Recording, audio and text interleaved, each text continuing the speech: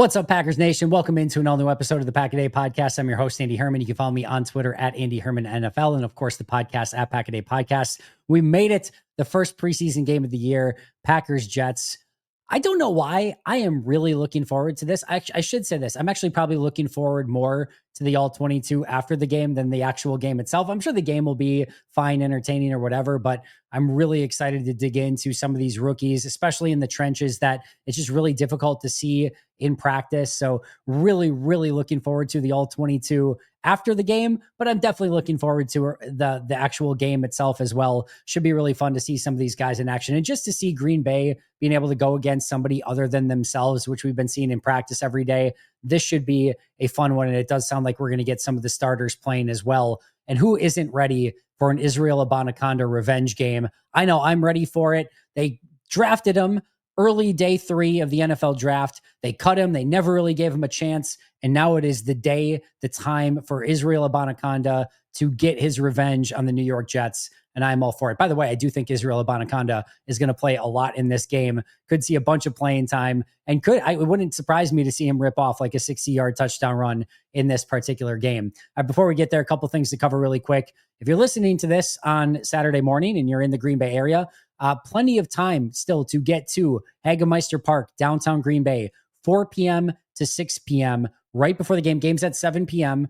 I'm going to get over there in time for the game, so you'll be able to get over there for sure as well. But it should be a ton of fun over at Hagemeister Park. We'll answer all your questions, meet and greet, everything like that. So 4 to 6 p.m. right before the start of today's game against the Jets. And also want to get to our Habish and Rotier injury report for this game. Lots of players that I think could potentially be in danger of not dressing. Xavier McKinney, we know now, is not going to play for all of preseason, it sounds like. Jaden Reed and Elton Jenkins both missed practice on Thursday. I don't think they're going to play in this particular game. It would be pretty stunning. Keyshawn Nixon did not do teamwork. I would expect him not to play. The players that did not practice: Dontavian Wicks, Rasheed Walker, Nate Hobbs, Emmanuel Wilson, Marshawn Lloyd, Kamal Haddon, Christian Watson, Colin Oliver, and John Williams. Would expect none of them to play. The other one that I'm really keeping an eye on, and there's a part of me that just is really hopeful that he's going to play because I just really want to see him play. If he does, I bet it's very limited, and I think there's a chance he doesn't play at all. That's Savion Williams. Savion has had that shoulder injury where they've been working him back from that. Remember, he had the red jersey in OTAs and mini camps where they didn't want any contact on him at all. It hasn't been quite to that level. He has been doing some of the team activities or a lot of the team activities recently, but they've also limited him in that, given him some days off. I just wonder if they're willing to subject him to real tackling in this particular game. If I had to bet right now, my guess is that Savion Williams does not play in this game. But again, selfishly, I kind of want to see him. We'll just have to wait and see for that final report as to whether or not he is playing or not. There could be a couple other players that have some just nicks and bruises here or there that they want to give a little bit of extra time. I'm sure they're going to be cautious overall. But you also do need players to go out and play in this game. But those are the players, again: McKinney, Reed, Jenkins, Nixon, Wicks, Walker, Hobbs, Wilson, Lloyd, Haddon, Watson, Oliver, Williams, John Williams, and Savion Williams that I think could potentially be missing from this game. That injury report, again, brought to you by Habish Rotier. The Packers have an elite injury recovery team helping players safely find their way back to the field. If you are injured after an accident, you'll need a team of qualified and experienced personal injury attorneys to champion your cause. The attorneys at Habish are always looking out for you and have a national reputation and compassionate hometown service. They'll work hard to get you the compensation, that you deserve. Give them a call, 800-242-2874, or visit them at habish.com. Habish and Rotier, national reputation, hometown service. Our Luigi's Pizza player to watch in this game is going to be Jordan Morgan. He is your possible starting left tackle for this season. Him and Rasheed Walker, I do believe, are in a battle for this. It's tough right now because Rasheed Walker is out hurt. So we don't have a great feel for who's getting more reps or who's getting more opportunity. Right now, all of that opportunity is going to Jordan Morgan. As Matt LaFleur said the other day, there have been some ups and some downs. There's some things that Jordan Morgan needs to learn if he wants to be the starting left tackle for this team. He is the first-round pick from a season ago. There are high expectations when you are a first-round pick. He is now going to get live reps against the Jets starters to begin this game, likely with Jordan Love at quarterback to start. Those are big-time reps. He's starting against the Jets starters with Jordan Love, your franchise quarterback, behind him. That's going to be one to watch in this game. So Luigi's Pizza, a player to watch, is in fact Jordan Morgan. And again, it's just really difficult to gauge perfectly in practice and even in family night. So really excited to see the all 22 for him as well and what he actually looks like. Luigi's Pizza, this is our first opportunity of the year for a victory pizza. Make sure to follow them at Luigi's Pizza. Get that pizza before the game so that once the Packers beat the Jets, you can celebrate like I will be doing with my Luigi's Victory Pizza. Here's everything that you need to know for today's game. The Jets are playing their starters. And I think this is great for Green Bay. And we know that Green Bay is going to play theirs as well. My guess is the Jets play theirs longer. I bet the top starters, I think there's going to be some that even maybe rest and don't play. But the ones that do, I bet are like Jordan Love and things like that. I bet it's a series, maybe two. I bet the Jets starters go longer than that. It wouldn't surprise me if it was first quarter, even into the second quarter for those. Remember, Aaron Glenn, new head coach in New York. They're not exactly living in the world of Super Bowl expectations over there.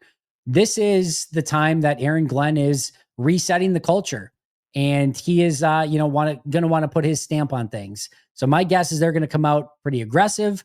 This is the Detroit Lions. Aaron Glenn. He's coming from that same line of thinking as the Dan Campbell and the Lions. So I think you're going to see a aggressive attacking mindset from this Jets team. And I think they're going to come out and try to punch Green Bay in the face, even though it's a preseason game. I don't think there's going to be any chill from this Jets team whatsoever. I think that's great. I think that's awesome. I'm excited to see how Green Bay responds to that.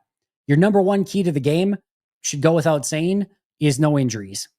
Just get out of that game as healthy as you possibly can. Anyone that's probably banged up at all, even a little bit, is probably not going to play. And then the players that are out there, you just want to make sure you're trying to get out of that game as healthy as you possibly can. Again, against the Jets team that's probably hungry and again, wants to set the tone in the new era of Aaron Glenn. So if you can get out of there with no injuries, that would be a great sign for Green Bay. There are a variety of players that I really think are worth spending some time talking about to keep an extra eye on in this game. Listen, I understand it's preseason. The stats don't matter. You're going to get some bad offensive line play late in these games, and the defenses are going to be well ahead of the offenses. The final score is completely irrelevant. So what do you want to look for? There's going to be some players in this game that play quite a bit that I think you're going to want to just watch. And this, if ever you've wanted to experiment with taking your eye off the ball, which is a great book that's out there, by the way, Pat Kerwin did a great job with that book of, again, just what to watch in a football game that's not just watching the ball wherever it goes.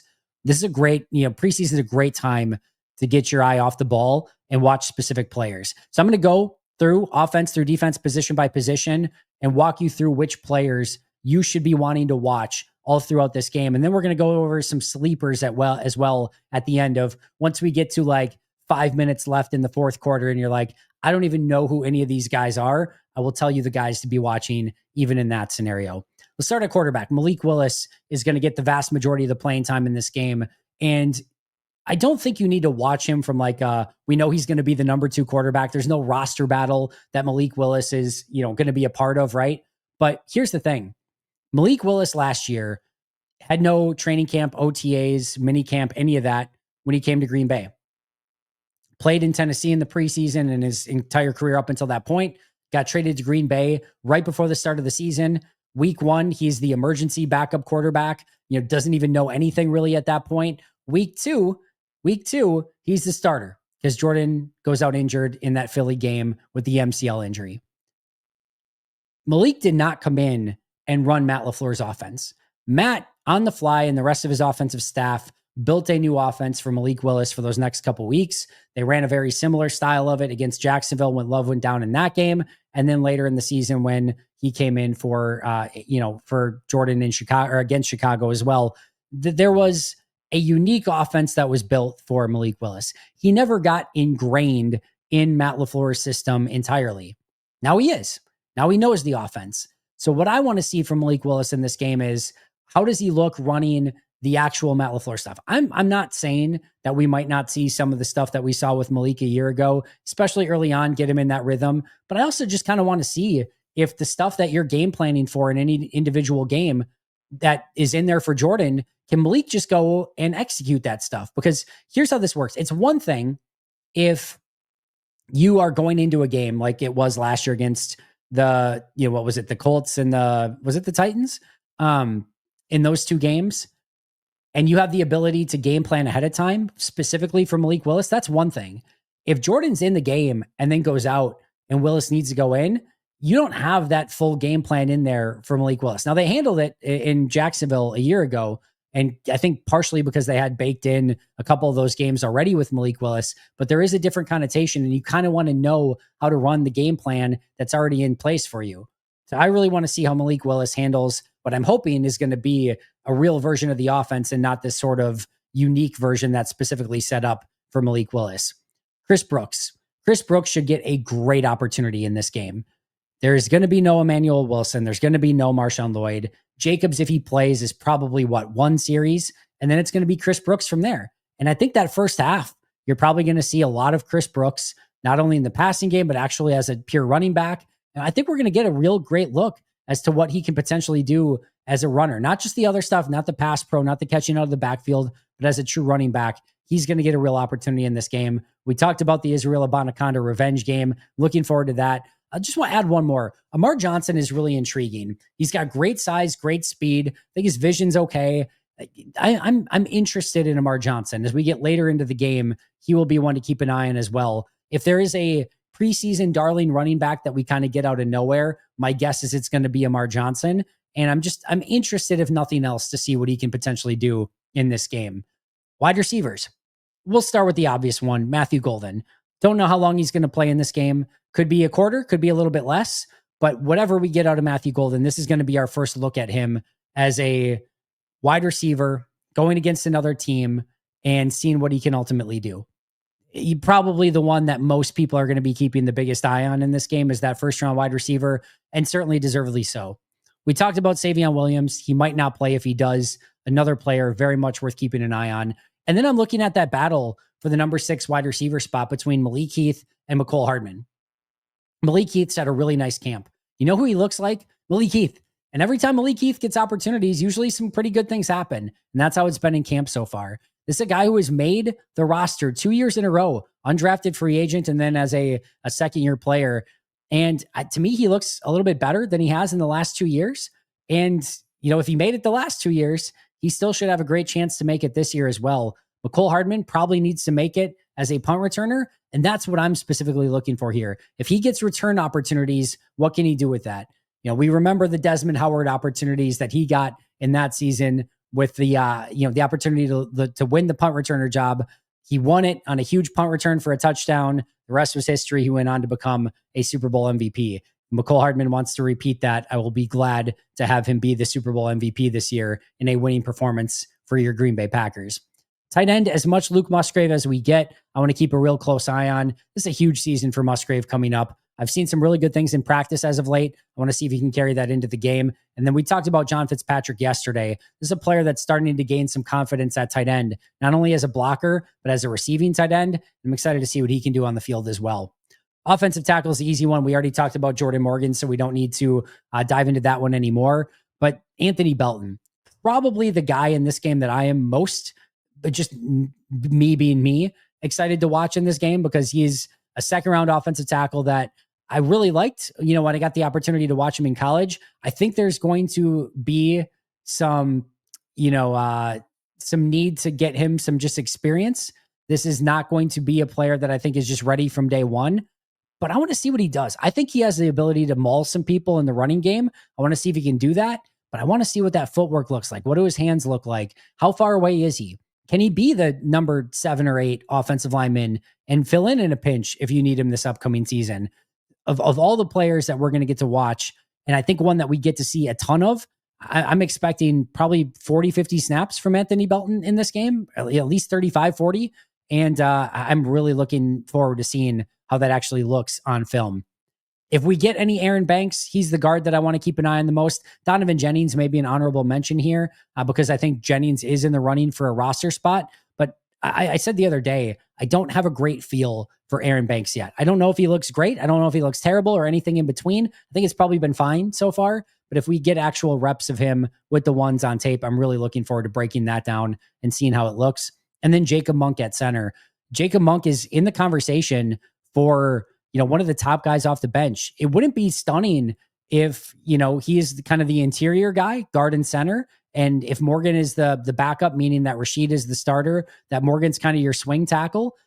Jacob Monk has every right to be in the top 7 of offensive linemen and one of the first guys up off the bench in case of an injury. And if so, I'll just put it this way. There's a really strong likelihood that you're going to need Jacob Monk to play snaps for you at some point this year. And so therefore, I really want to see how he handles those snaps, especially if he gets reps against, as the starting center, which is well within the realm of possibility, what he does against that Jet starting defensive lineman group. We haven't got to see him against, marquee players. This is our first opportunity to see Monk against potentially marquee players. I want to see how he holds up in that specific instance.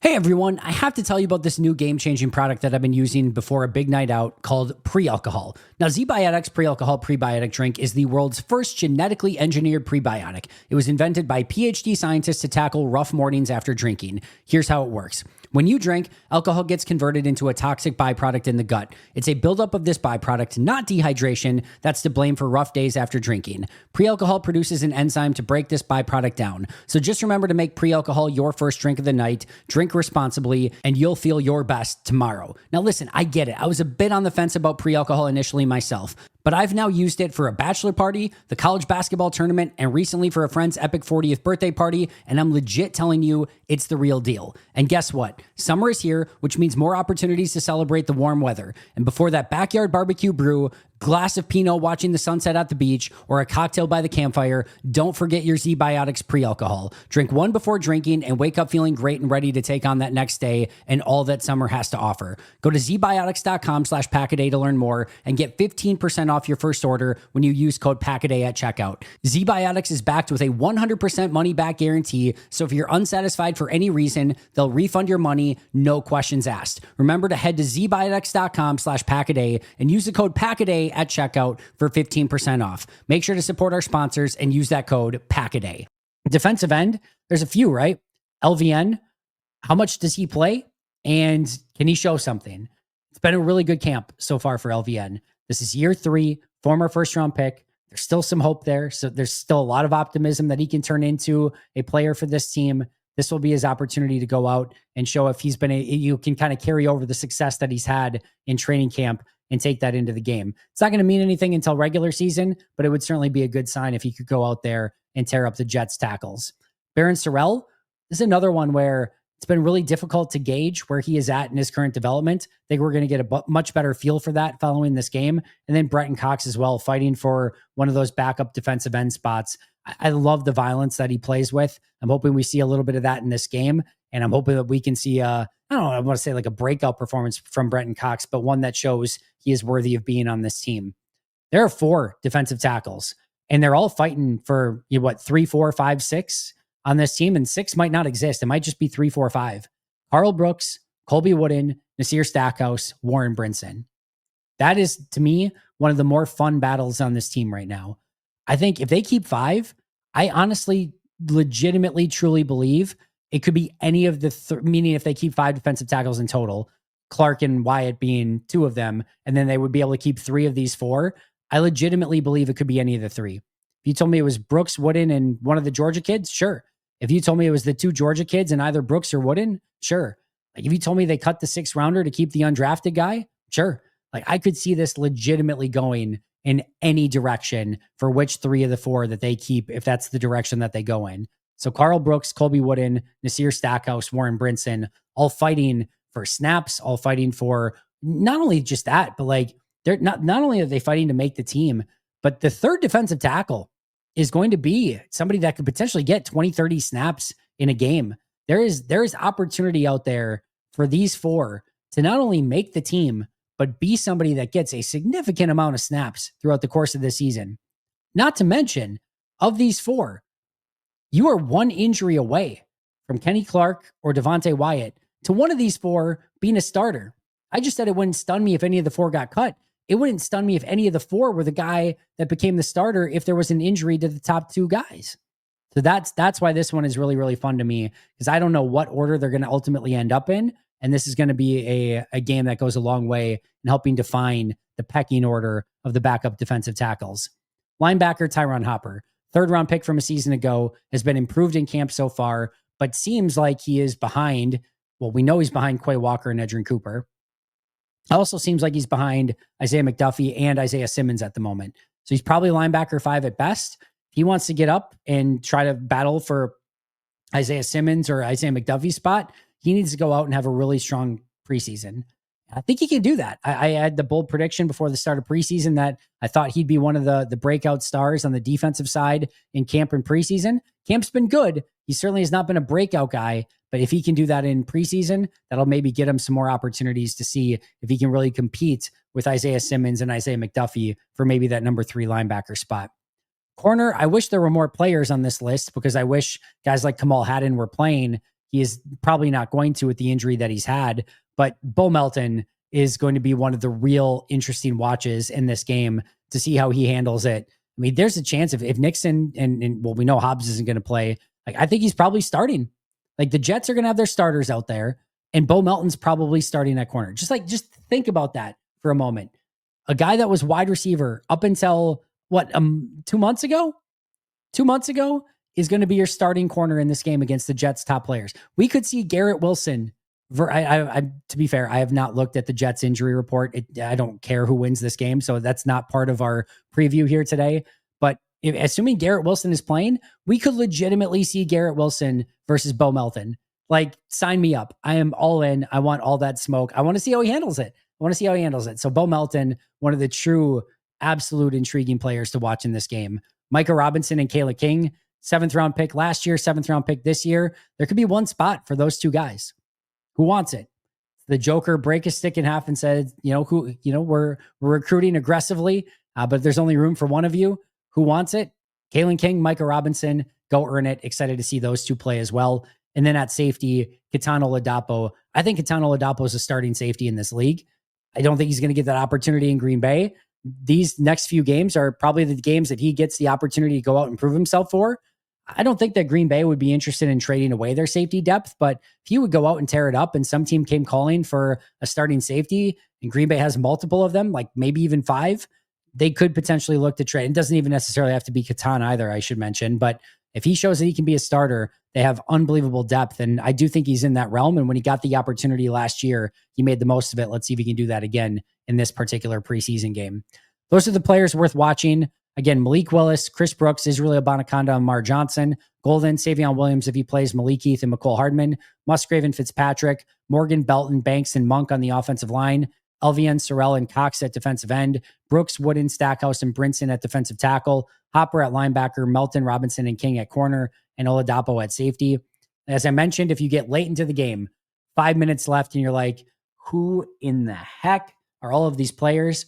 I do think it's going to be fun to watch Taylor Elgersma at quarterback. Excited to see what he can do. Very raw. Certainly shows some talent. And so I want to see what he can do with it. But Elgersma at quarterback. We talked about my guy, Julian Hicks, at wide receiver. My guy, Deslin Alexander, at defensive end. I think both of those guys have had really strong camps. Let's see if they can carry it over into the preseason. Jamon Johnson, the rookie undrafted linebacker. He has flashed here and there, including at family night. He's one to keep an eye on at linebacker. And then Omar Brown, Mr. 5 interceptions and 3 picks at family night himself, will be worth keeping an eye on then as well. So Elgersma, Julian Hicks, Deslin Alexander, Jamon Johnson, and Omar Brown, your guys with 5 minutes left, probably worth keeping an eye on.